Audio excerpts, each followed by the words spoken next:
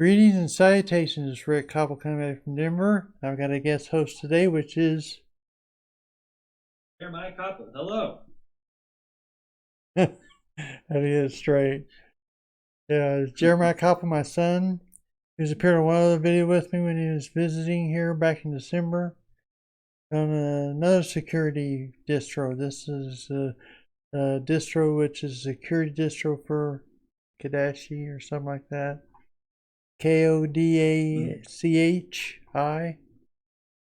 So I was asked by one of my subscribers to review this, and I thought, why not? So you wanted Jeremy on here too. Specifically asked for him again. So you got him. Yeah, I'm Yeah. doing a little for reference. I'm in cybersecurity, although I'm very much a beginner still. I've technically only done one actual cyber class in Intro to Cyber.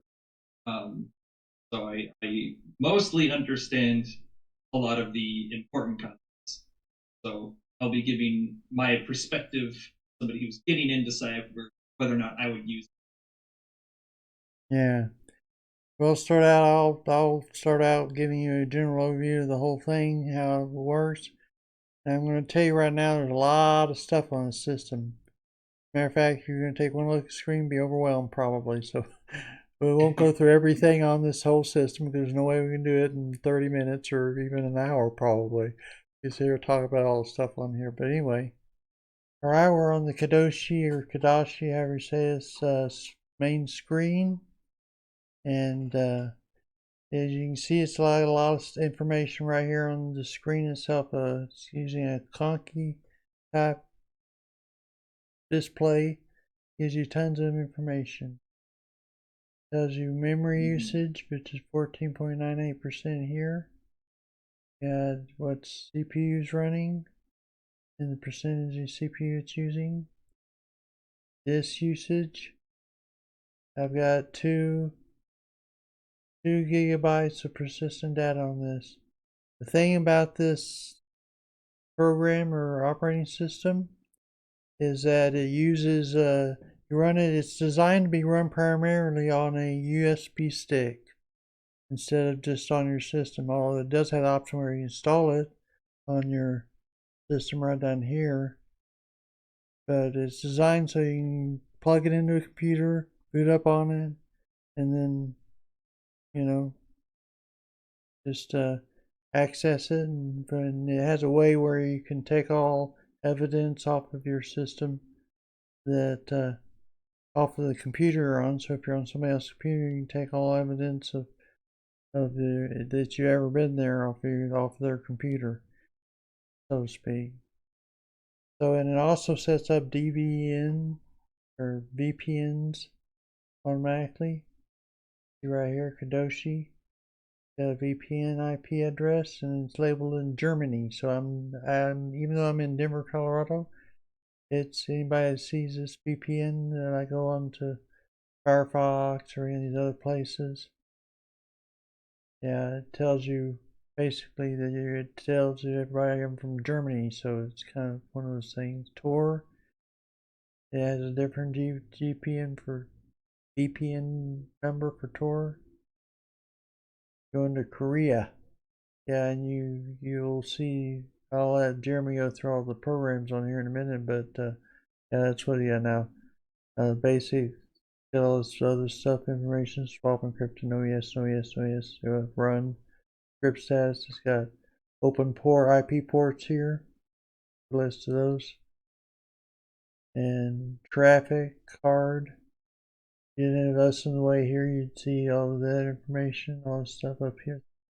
Files, processes, OS uptime, OS time zone. I'm in Asia Muscat time zone apparently right now. This is why I get weird times on stuff. And so you got all this information over here.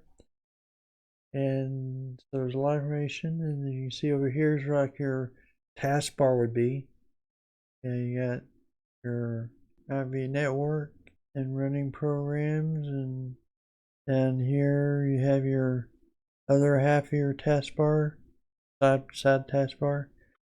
Down here is the very bottom, I think you have your menu that pops out. Application menu. It's not a very great application menu in my opinion because it doesn't have a search feature where you can type up and pop the programs to open up. But it's just a standard cascading pop-up menu. As somebody who is not too well acclimated with Linux yet, I've only messed with a couple Linux programs so far. I did have a pretty hard time, but I'm also just not used to Linux. Yeah. Yeah, so there's a lot of stuff you can see here in the accessories. There's all this stuff, bleach bit, terminal emulators, all this kind of stuff. Notes, mousepad, keynote, text editor. Some duplication I noticed in here. Like down here, web browsers. You got all these web browsers. None of them say Firefox on them, but they're basically Firefox type browsers, Tor browsers, and Closest thing is that Firefox hyphen unsafe. yeah, right. Yeah, so yeah, we'll go through all those in a minute, but I wanted to first pop open a terminal here. Take a look at what we got here. Let's see. New name. -R gives us the kernel. That's 5.11.16 generic. So it's a pretty up-to-date kernel. Not the most up-to-date you can get, but it's pretty up-to-date. At least it's better than probably long-term support kernel would be. But yeah, so it should operate most hardwares. Should work with this kernel out of the box. Didn't have too much trouble. And also it does back ports. I think I've updated this once. Let's see what we get here. Sudo app. It is an Ubuntu based system, so we use the app package manager.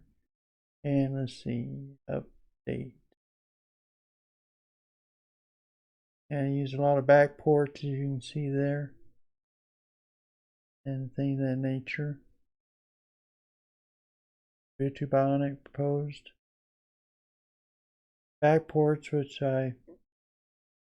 those don't know, basically backported program is one that is designed for a newer operating system, but it's made to where it can run on older systems.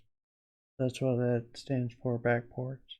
Yeah, strangely enough, the up arrow doesn't duplicate your thing on this for some reason. To app, upgrade.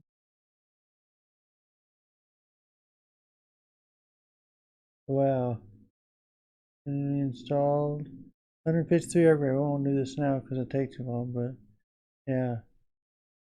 Got a lot of upgrades since the last time I ran it, which is right after I booted up on it yesterday. And HTOP, I think, is installed here out of the box.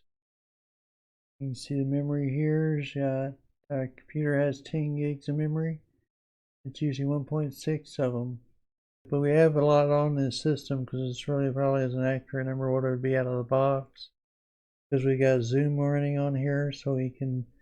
Because Jeremy's in San Antonio, by the way, he's not here with me.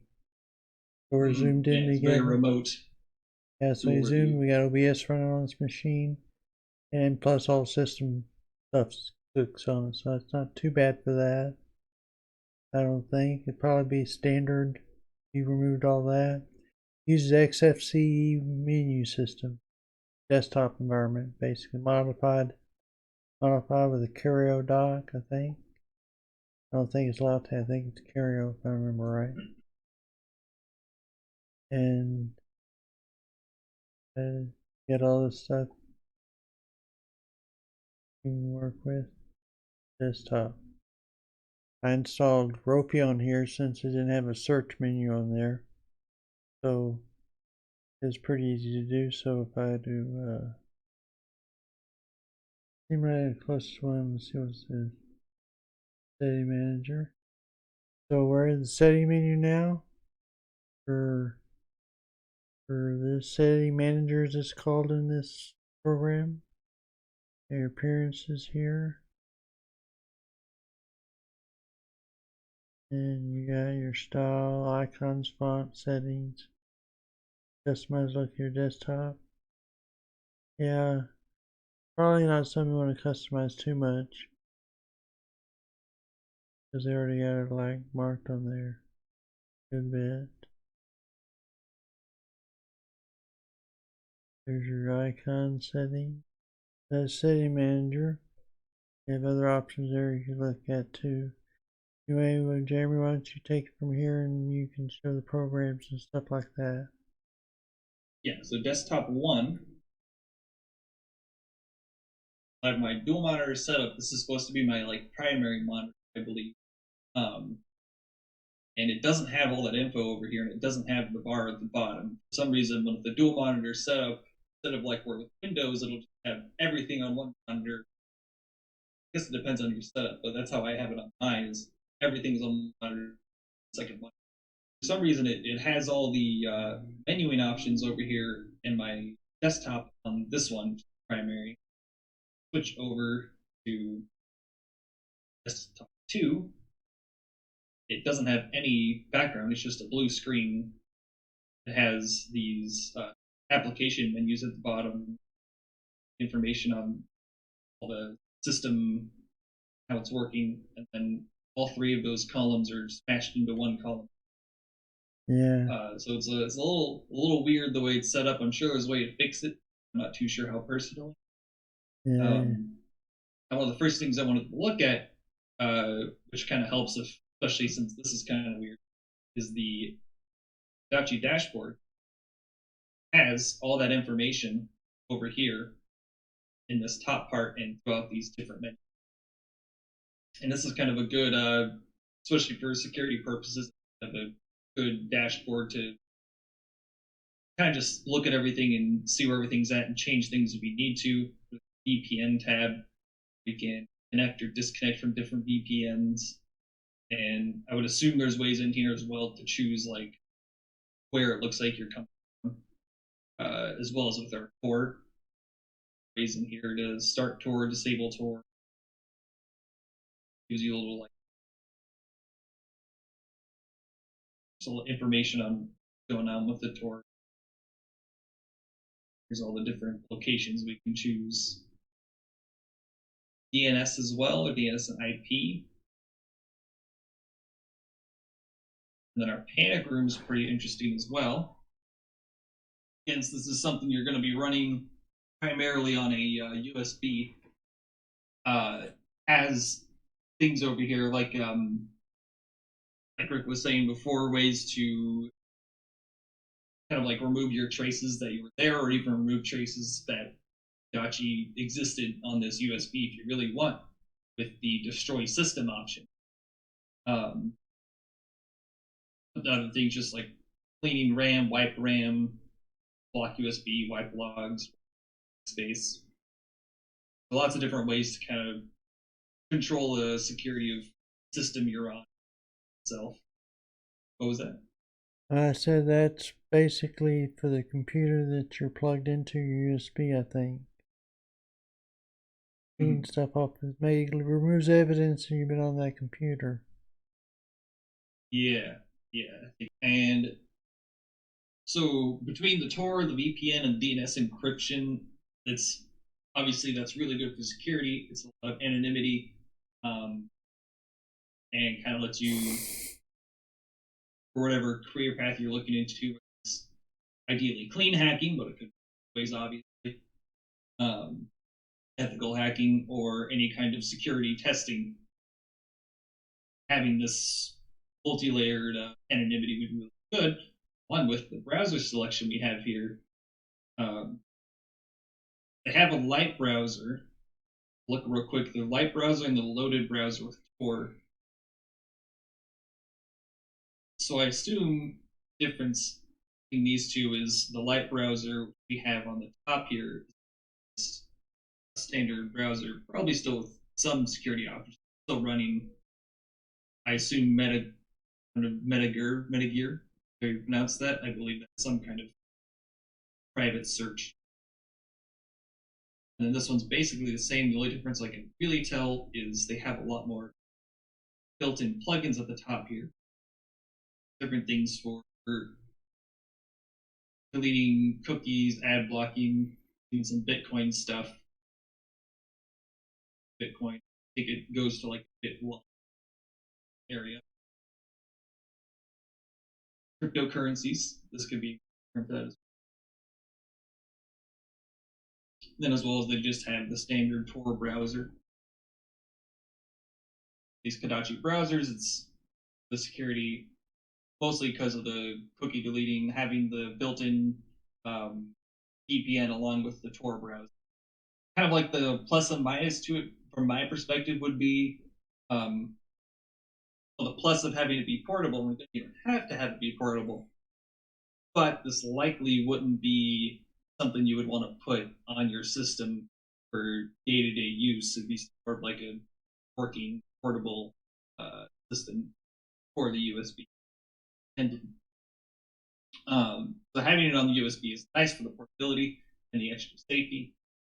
But since it's on the USB, it's going to be slower, obviously.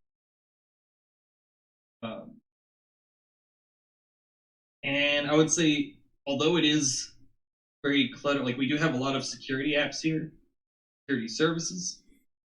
These are a little bit out of my depth of knowledge. I know what most of these do, but there's a lot of stuff here.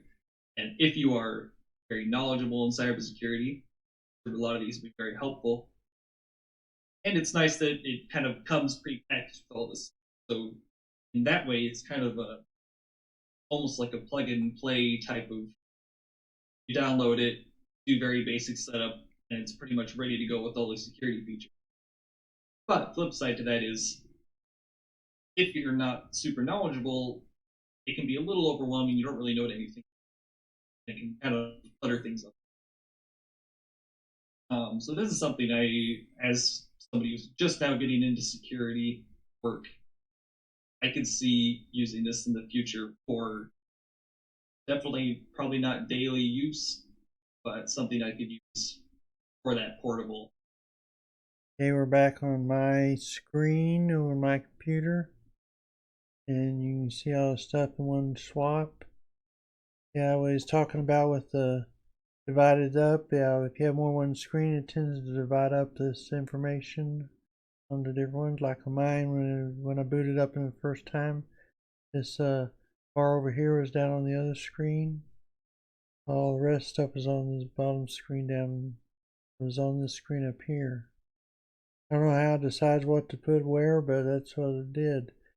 When I was able to get into Setting Manager. Yeah. Then I went down to Hardware. And went to Display. Then I was able to scoot my laptop under here. And I see this one is primary one here. Laptop is I'm using it, but it's not primary display. Once I set that, everything moved up to this laptop, the top screen. What I'm showing here. The laptop stuff all went away. It's just total blue. If I was to show you that, it'd show you OBS running with the blue on it. So like he showed just a flat blue screen, no nothing.